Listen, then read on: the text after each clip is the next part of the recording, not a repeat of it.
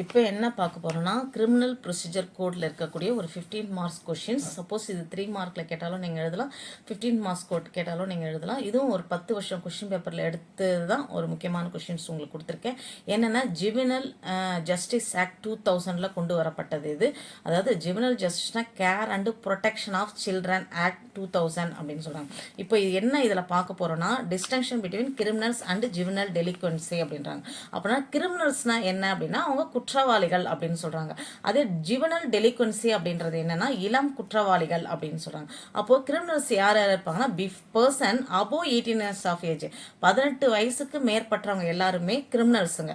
Person below 18 years of ஏஜ்னா 18 வயதுக்கு உட்பட்டவர்களை தான் ஜுவெனல் டெலிக்வென்ட் அப்படின்னு சொல்றாங்க. அதுக்கடுத்து கிரிமினல்ஸ் ஆர் சிவரல் பனிஷ்மெண்ட், குற்றவாளிகள் கடுமையாக தண்டிக்கப்படுகிறார்கள். ஆனால் இது வந்து கிரிமினல்ஸ். ஜுவெனல் டெலிக்வென்சி நாட் சிவியர்லி பனிஷர்டு, கடுமையாக தண்டிக்கப்படவில்லை அப்படின்றாங்க. அதுக்கடுத்தது கிரிமினல்ஸ் வந்து objects is to reduce crimes அப்படின்றாங்க. குற்றங்களை குறைப்பதே நோக்கம் எதுல குற்றவாளிகள். ஆனால் இளம் குற்றவாளிகள் வந்து சீர்திருத்தம் மற்றும் மாற்றத்தை கொண்டு வருவதே குறிக்கோள். Object is to be reform and brings changes கொடுக்கணும் யாருக்கு ஜுவெனல் டெலிக்வென்ட்டுக்கு. அதுக்கடுத்தது கிரிமினல்ஸ் பார்த்தீங்கன்னா ஹார்டோ கேர் பிஹேவியர் அப்படின்னு, அதாவது கடினமான நடத்தை இருக்குது. எதுனா ஹார்ட் கேர் பிஹேவியர் யாருக்கு கிரிமினல்ஸுக்கு. ஆனால் ஜுவெனல் டெலிக்வென்சி இளம் குற்றவாளிகளுக்கு வந்து சாஃப்ட் கேர் பிஹேவியர், சாஃப்டாக வந்து அவங்கள நடத்துவாங்க அப்படின்றாங்க. அதுக்கடுத்தது குற்றவாளிகள் வந்து maybe beneficial by their act, அவர்களின் செயல்களால் நன்மை அடையலாம் அப்படின்ட்டு சொல்றாங்க. அவங்களுடைய செயல்களால் என்ன நன்னடத்தை செய்கிறாங்களோ அதன் மூலயமா அவங்க பெனிஃபிட் எடுக்கலாம் அப்படின்றாங்க.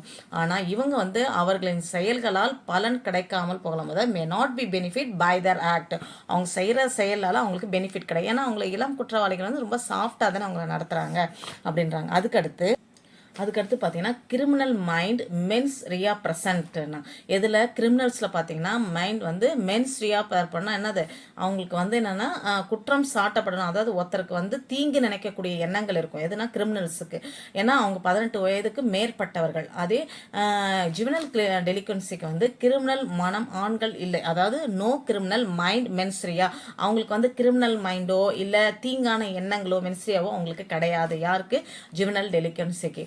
அதுக்கடுத்தது குற்றவாளியின் மனம் முதிர்ச்சி அடைந்துள்ளது. கிரிமினல் மைண்ட் இஸ் மெச்சூர்டு, கிரிமினல்ஸ்க்கு வந்து மைண்ட் எப்படி இருக்கும் மெச்சூர்டாக இருக்கும் அப்படின்றாங்க. இதில் வந்து தே லாக் மெச்சூர்ட் ஆஃப் மைண்டு, அவர்களுக்கு மன முதிர்ச்சி கிடையாது. யாருக்கு 18 வயசுக்கு உள்ள இருக்கிற ஜுவெனல் டெலிக்வன்ஸுக்கு ஒரு மன முதிர்ச்சி அவங்களுக்கு கிடையாது.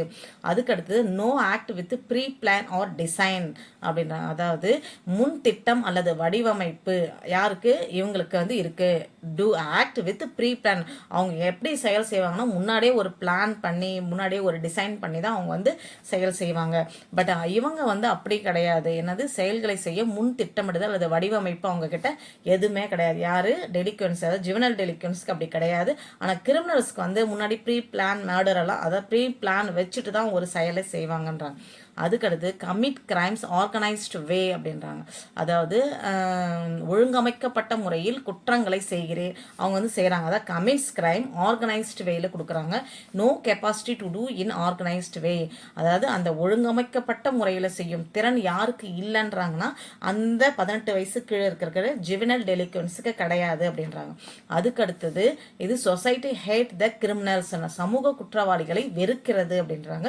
இதில் சொசைட்டி லுக் சிம்பத்தட்டிக்கலி அப்படின்னா சமூகம் அனுதாபத்துடன் பார்க்கிறது. யாருன்னா ஜுவெனல் டெலிக்வன்சி அப்படின்றாங்க.